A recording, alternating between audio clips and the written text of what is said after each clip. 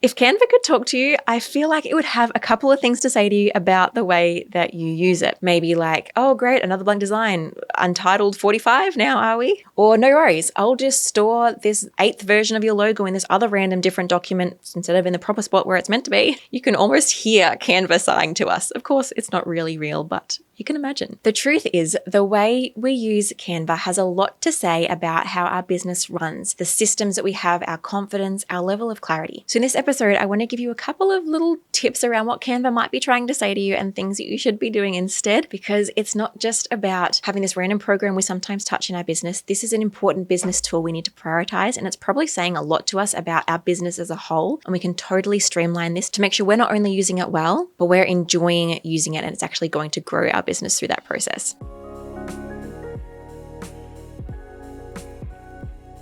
So hi, if we have not met before, allow me to introduce myself. My name is Jacqui and I am a graphic designer who is obsessed with helping everyday business owners use programs like Canva well, use branding and design well, because branding and design in Canva isn't just for creating pretty pictures just for fun. Branding and design and Canva are tools for our business to help us to grow, to help us to make sales, to help us to connect with our audience. And if you don't want to hire and outsource everything to a designer for thousands of dollars every month, I'm your girl to show you how to do it cheaply, how to do it efficiently, and how to actually still have it look professional, because graphic designers are worth their weight in gold because they help your business to grow. But if you want to do it yourself, I want to show you how you can grow your own skills to do it intentionally with success. So let's go through a few more funny things that Canva might be trying to say to you before we dive into some really solid tips for you. Oh, look, you've changed your font 7 times. I'm feeling dizzy. Or we're at version 18 of this post and still you have not pressed share. Or, oh, look, another design that looks nothing like the last one you did. Love this identity crisis for you. I feel like this Canva has a lot of sass. But I wonder if you can resonate with any of those. Can you resonate with the idea of changing your font 7 times? Can you resonate with the idea of iterating and editing a design over and over and over again, but still not actually sharing it with the world? P.S. I spoke a lot about this in the last episode I shared about mindset, so please go and listen to that if perfectionism is something that you struggle with. And especially that last one of, oh, look, this design looks nothing like the last one. This might be you if you're just putting out different things all of the time and nothing is actually ever cohesive or the same because you just feel like,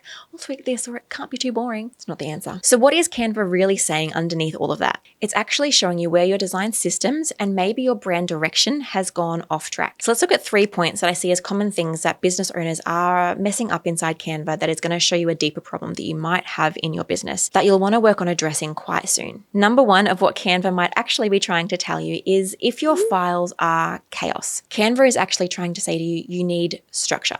That might look a few different ways. It might look like actually naming your files, no more untitled or just, Canva will probably automatically name your file the first bit of text you type into a text box. Don't leave it like that. Name it something that is relevant for what you're creating. Because not only is that really easy for you to find things again, it means that if you do actually lose it, you can search for something. Like for me, for example, for my social media posts, I tried it like this name can be as long as you want. And so if you are having a social media post for Instagram for showing off a carousel on 5 ways to tidy up your Canva, then I might even name it a lot of those things. I might call it social media. I might call it like 2025. I might call it Instagram. And so all of these keywords are actually going to be in the title. But just another side note for you, if you do ever lose a design, think about any words you might have used in the design. So if I knew, for example, in this post that I use the words 5 ways to, I can literally search 5 ways to in my Canva search bar and it's going to bring that up. But I reckon Canva's going to judge me for that because I should have actually named the file in something that's actually helpful. Now, not only can you name files, but you can also put things in folders.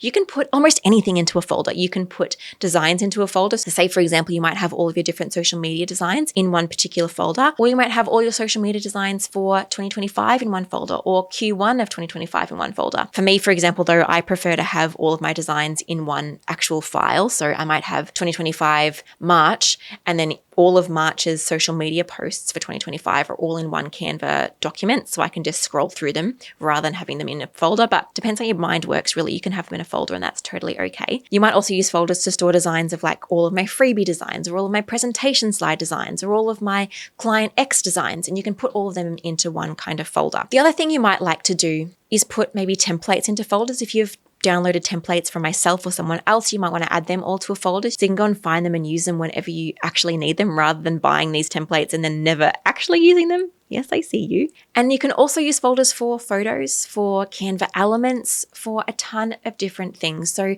start to organize your Canva. And you don't have to have it like if someone told me organize your Canva, I would feel wildly overwhelmed. So I want you to, unless that works for you could do like a little spring clean for your Canva and sit down for half a day and work it out. Or you could just choose one thing. Like say, for example, a thing that stresses me out the most might be losing my presentation slides at the moment. So what I might do is just spend 10 minutes searching for different things that I might have called presentation slides in the past, like slides, presentation, or whatever program I was presenting on, I might write that name in and find it. And then I would add all of those random documents to a folder called presentation slides. And then I might even just scroll down my Canva recent designs until I find all these documents. And then just do that for now. Even if you just sort one folder, even if you just put all of your brand photos into one folder, or all of your social media designs into one folder, or all of your templates into one folder, that's going to help to take away that overwhelm and start to create some systems for you in Canva. And one of the other main things that Canva might be trying to tell you in terms of needing structure is to have a brand kit. If you have Canva Pro, you have access to an incredible feature called the Canva Brand Kit. In here, you can add in your logo files,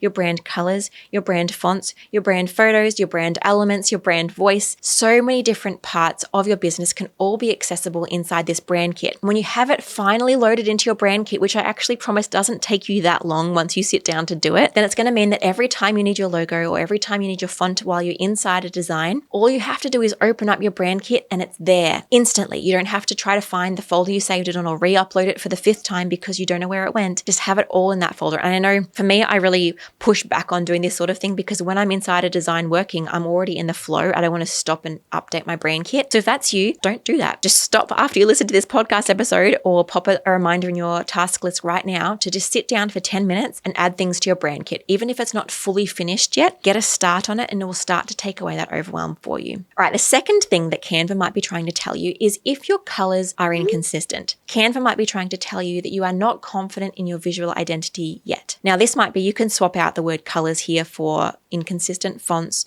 or inconsistent brand elements or an inconsistent logo even. And it's saying that you're not confident in your brand identity yet. And that actually does deserve some thought because if you aren't confident in your brand identity yet, it's going to mean a few things for your business. It's going to mean that practically designing is going to take you a lot longer because you have to go back to the drawing board each time you create a design. You don't have to re-choose your colors or rethink, is this font going to go well with this other font? All your decisions are already made. So it's going to save you a ton of time. But even more so, it's about brand trust. If you are using different fonts, colors, or elements, or designs, or anything in your branding, when someone comes to your website or your Instagram or your Facebook or your LinkedIn and they see this difference, whether it's between the different platforms or whether it's on the platform itself, like all your Instagram posts look different, then they're going to assume that inconsistency in your branding is also, it means you're also inconsistent in it as a business. You are not trustworthy. You might not have thought everything through properly. You don't know who you're trying to attract or who you're trying to work with or what you want your business to say. And that just degrades trust that people have in a business. As consumers, we are looking for reasons to not trust a brand. We're trying to find ways that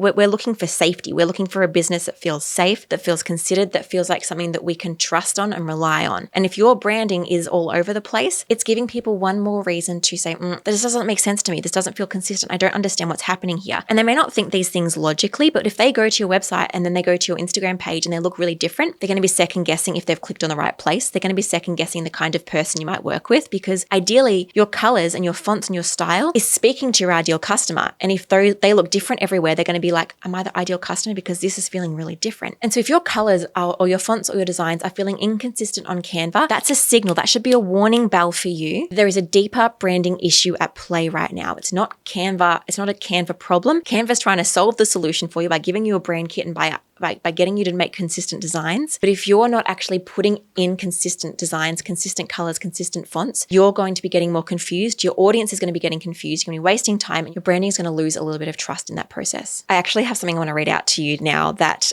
one of my clients inside the Co-Creation Design Club, we've been working on her brand together and we've made some beautiful colors and beautiful fonts. And she made a post in our group community just to tell me this. And I thought you would love to hear it as well, just to show you how much having a consistent brand is so supportive to you as a business owner, not just to how your business will grow. She said, this is the value of having your branding, colors, elements sorted. I'm attending ex-coaches coaching sessions this week, and she gave us a Canva template and some other tips. Today's task was for us to put up a post to introduce ourselves to our audience on Instagram, and she gave us a template for that. And I was able to turn this coach's template into something that aligns with my brand quite easily because I just needed to go to my brand kit. Thank you, Jacqui, and your team for all your help so far. I really enjoyed doing this template today as I didn't need to think about the branding side of things. And she was able to post this template out, and it looked really great at just an instant, just because she had her branding colors, her branding fonts, her branding style all sorted with us. All right, let's jump now to the third thing that Canva might be trying to tell you. And that is when you're tweaking things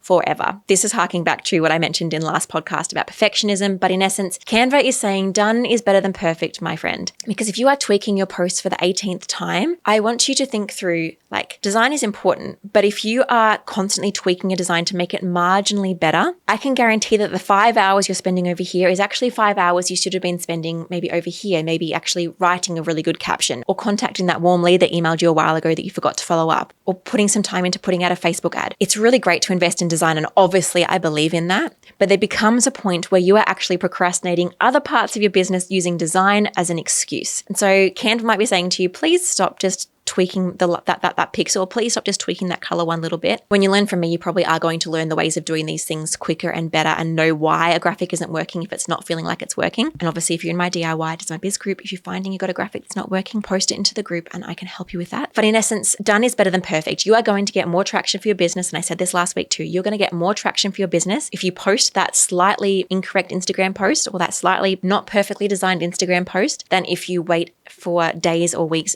or maybe not even post it at all. So try not to get stuck in that loop of endless tiny tweaks. Get it good enough and then share it. And the best way you're going to get better is by doing it again and doing it again on different posts, not just editing that one post over and over and over again, because you're going to be able to get a lot more clarity when you actually post it than if you are just rehashing the same thing over and over again. And so Canva is really just a mirror. It reflects back whatever clarity or chaos we bring into it, you know? And so when you set things up right, it ends up becoming a beautiful extension, a really clear extension, a really easeful extension of your business and of your brand. If your Canva could use a bit of a therapy session, I want to invite you to one of two things. If you are a local to Bendigo, which is where I live, I would love to have you join me for an in-person event. I have never done anything like this before in person. It's called the Canva Shortcut, and it's Canva Made Simple for busy business owners, and I would love to have you. And if you are not in Bendigo, you can also join us live. I have made the decision to live stream this event. So whether you are in person with me, you can join us from absolutely anywhere in the world. So make sure you go and grab your free ticket today. It's on November the 10th from 1 till 3 p.m. and you can find all the details at the link in the description. You can also head to whitedeer.com.au/Canva Shortcut and grab your ticket there, whether you are wanting to join us virtually or if you want to join us in person, head to whitedeer.com.au/unboxed and you can get your in-person ticket there. And I would love, love, love to see you there. So thank you for joining me for that one. I hope you enjoyed this session of thinking through how Canva might be talking to you. If you're watching on YouTube, feel free to put a note in the comments of what you think your Canva is trying to say to you. So thank you for joining me today, and I will see you next week for another episode.